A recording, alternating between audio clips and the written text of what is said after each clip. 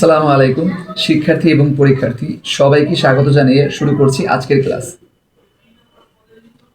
আপনি কি জানেন একটি সাধারণ আপেল মাটিতে পড়া নিয়েই এই ঘটনাকে পুরো পৃথিবীর ইতিহাস বদলে দিয়েছে। হ্যাঁ, আজ আমি আলোচনা করব প্রকৃতির সেই নিয়মগুলোর কথা যেগুলো না জানলে আমাদের সভ্যতাই গড়ে উঠত না। চলুন তাহলে আমরা শুরু করি। পদার্থবিজ্ঞান নবম দশম শ্রেণীর 1.4.2 প্রকৃতির নিয়মগুলো জানা। এরপরে আলোচনা করা হবে 1.4.3 প্রাকৃতিক নিয়মগুলোর ব্যবহার করে প্রযুক্তির বিকাশ। চলুন তাহলে কথা না বাড়িয়ে শুরু করি আজকের ক্লাস। প্রকৃতির নিয়ম বোঝার শুরু। সৃষ্টির আদিকাল থেকেই মানুষ জানে উপর থেকে কিছু ছেড়ে দিলে সেটা নিচে পড়ে, কিন্তু বিজ্ঞান এখানে থেমে যায় না। বিজ্ঞান প্রশ্ন করে কেন পড়ে, কত জোরে পড়ে, সব জায়গায় কি একইভাবে পড়ে।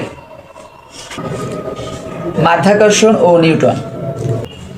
পদার্থবিজ্ঞান যদি শুধু বলতো মাধ্যাকর্ষণ আছে, তাহলে সেটা কখনোই যথেষ্ট হতো না। বিজ্ঞান সম্পূর্ণ হয় তখনই যখন জানা যায় একটি নির্দিষ্ট ভরের বস্তু অন্য একটি নির্দিষ্ট ভরকে ঠিক কতটা বল দিয়ে আকর্ষণ করে এবং সেই বল দূরত্বের সাথে কিভাবে পরিবর্তিত হয়। এই প্রশ্নগুলোর উত্তরই দিয়েছেন স্যার আইজ্যাক নিউটন। তার মহাকর্ষ সূত্র দিয়ে শুধু পড়ন্ত বস্তুর গতি নয়, ব্যাখ্যা করা যায় পৃথিবী কেন সূর্যের চারিদিকে ঘোরে, চাঁদ কেন পৃথিবীকে ছেড়ে চলা যায় না। তত্ত্ব ও পরীক্ষা। প্রকৃতির নিয়ম জানতে বিজ্ঞানীরা শুধু যুক্তি ব্যবহার করেননি, তারা ল্যাবরেটরিতে করেছেন নানা ধরনের পরীক্ষা নিরীক্ষা। তত্ত্ব আর পরীক্ষার এই দুই ধারার মিলনেই পদার্থবিজ্ঞান আজ এত সফল। প্রকৃতির নিয়ম খুঁজে বের করাই পদার্থবিজ্ঞানের মূল উদ্দেশ্য। আইনস্টাইন ও শক্তির আবিষ্কার। আইনস্টাইন দেখিয়েছিলেন E=mc², অর্থাৎ ভরকে শক্তিতে রূপান্তর করা যায়। 1938 সালে অটো হান ও স্টেসম্যান প্রমাণ করেন একটি নিউক্লিয়াস ভাঙলে যে ভর কমে যায় সেটাই শক্তি হয়ে বের হয়। ইলেকট্রনিক্সের বিপ্লব। পদার্থবিজ্ঞানের আরেকটি শাখা হলো কঠিন অবস্থার পদার্থবিজ্ঞান। এখানে অর্ধপরিবাহী নিয়ে কাজ করা হয়। এই অর্ধপরিবাহী দিয়েই তৈরি হয়েছে ট্রানজিস্টর, আর এই ট্রানজিস্টরই জন্ম দিয়েছে মোবাইল ফোন, কম্পিউটার, ইন্টারনেট এবং আধুনিক সভ্যতা। আজ আপনি যে ডিভাইসে এই ভিডিওটা দেখছেন সেটার প্রতিটি অংশই পদার্থবিজ্ঞানের অবদান রেখেছে। মানুষ আগুন আবিষ্কার করেছিল কেন? কেনই বা মানুষ বজ্রপাত দেখে ভয় পায়? মানুষ কেন আজ মোবাইল ফোন দিয়ে কথা বলে? আর এই সব কিছু প্রশ্নের উত্তর লুকিয়ে আছে ঠিক একটি বিষয়ের উপর, আর তা হচ্ছে পদার্থবিজ্ঞান। আমরা তথ্য প্রযুক্তির যুগে বাস করি। তথ্য প্রযুক্তি আজ উন্নতির সর্বশিখরে উঠে গেছে এবং সভ্যতাকে নিয়ে গেছে আধুনিক থেকে অতি আধুনিক সভ্যতার দিকে। তাই পদার্থবিজ্ঞানের যে ক্রমবিকাশের ধারা এবং কাজ আমাদের বইয়ে দেওয়া হয়েছে, আমরা সেখান থেকে আলোচনা করব। চলুন আজকে কথা না বলে শুরু করি। নবম দশম শ্রেণীর পদার্থবিজ্ঞানের যে কার্যক্রম বিকাশের অধ্যায় শেষে যে কাজের কথা বলা হয়েছে, সেই কাজটা পোস্টারটা আমরা আপনাদের সাথে উপস্থাপন করি।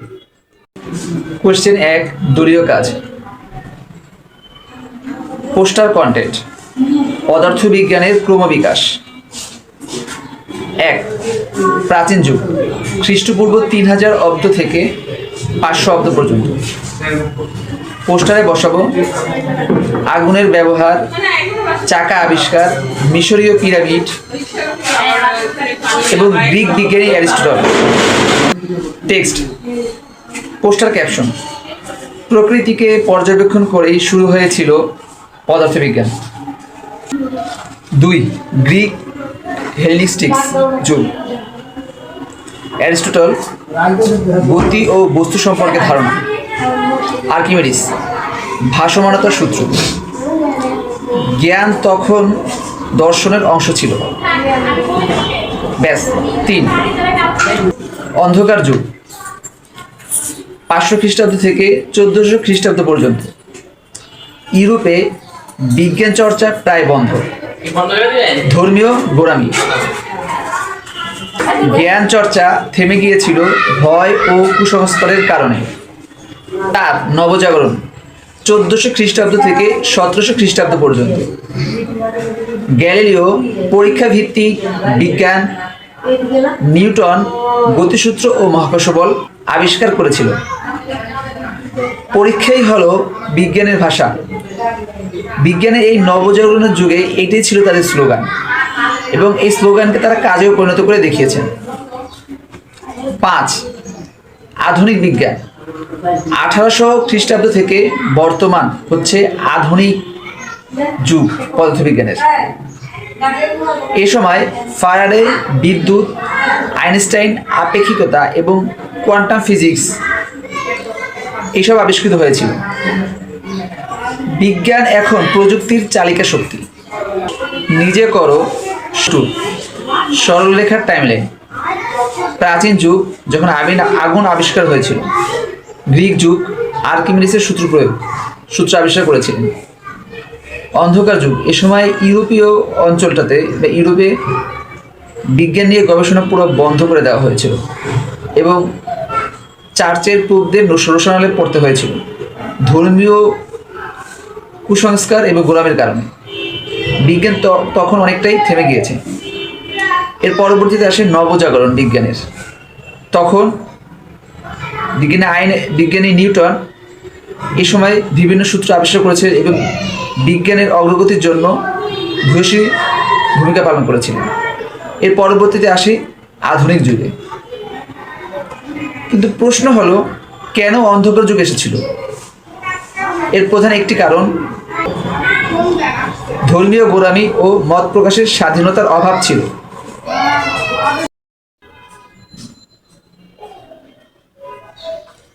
এই পর্যন্ত এসে স্টুডেন্টদের কাছে আমার 3টি প্রশ্ন। পদার্থবিজ্ঞান কি,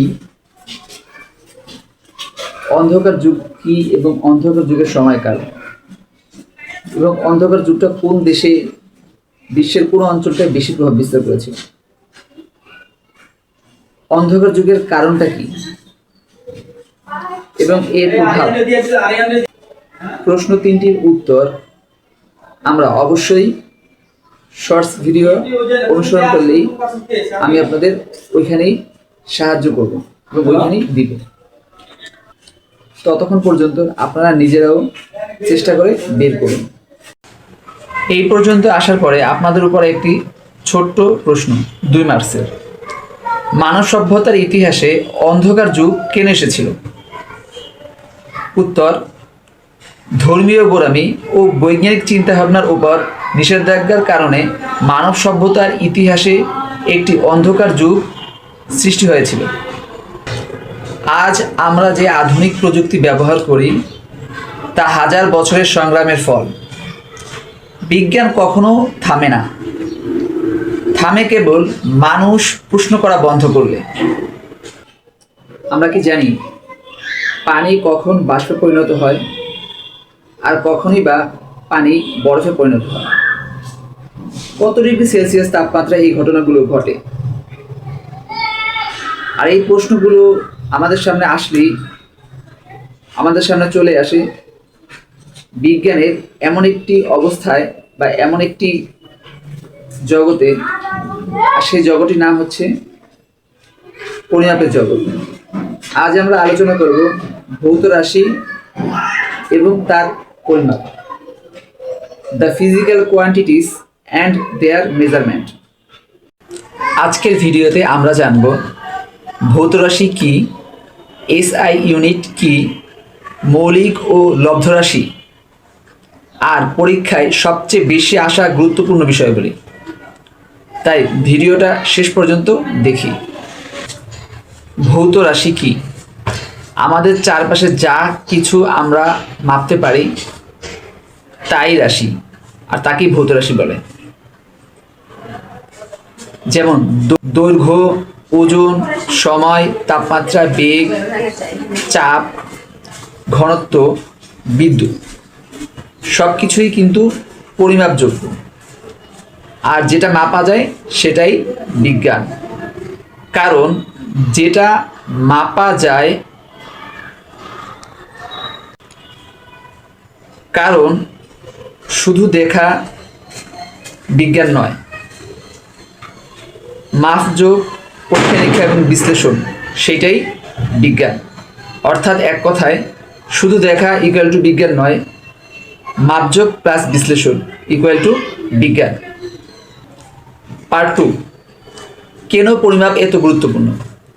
ধরো পানি ঠান্ডা করলে বরফ হয়, এই তথ্য সবাই জানে, কিন্তু বিজ্ঞান তখনই হয় যখন আমরা বলি 0 ডিগ্রিতে পানি বরফ হয়, 100 ডিগ্রি সেলসিয়াসে পানি ফুটে। এটাই হলো scientific measurement. Part 3, SI unit কি?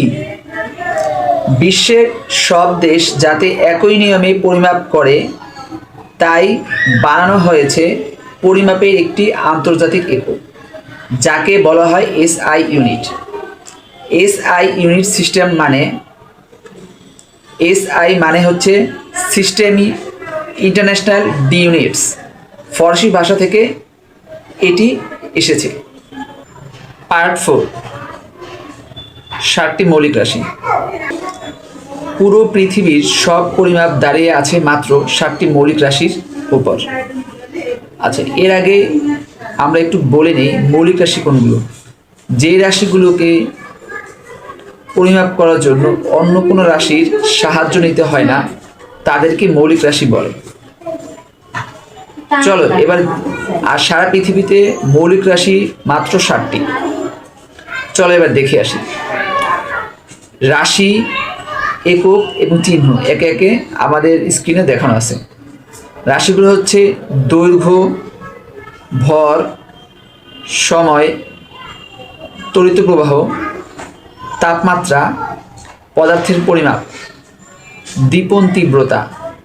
এগুলো মুখস্থ না করলে পরীক্ষায় নম্বর পাওয়াই যাবে না, বা অন্যান্য যখন আমরা অঙ্ক করব তখন আমরা অন্যান্য অঙ্কগুলো করতেই পারবো না, কারণ একক না করলে নম্বর কাটা যায়। এই রাশিগুলোর এখন আমরা দেখব একক এবং চিহ্নগুলো।